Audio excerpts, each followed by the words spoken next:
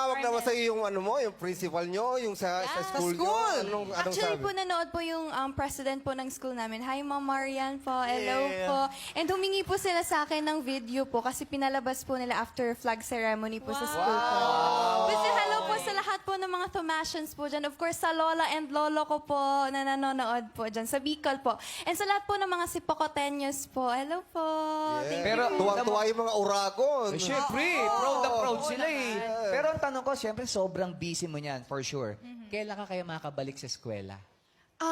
For now po, modular na po ako this second modular. sem po. Opo. Maganda yan kasi para magtuloy-tuloy yung Correct. Tuloy pa rin yung yung pag-aaral niya. Yes. Habang At yung career niya, inaabot niya yung tuloy-tuloy career din. niya.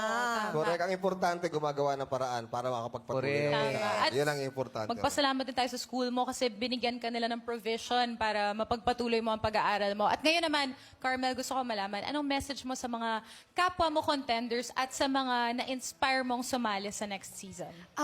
Gusto ko lang pong sabihin sa inyo na wag po kayong susuko kasi kagaya ko po marami na din po akong mga pinagdaanan po. And kung para sa inyo po talaga to, para sa inyo po talaga. And don't forget to pray po at maniwala po sa kakayahan ninyo na binigay po ni God po. Thank you po.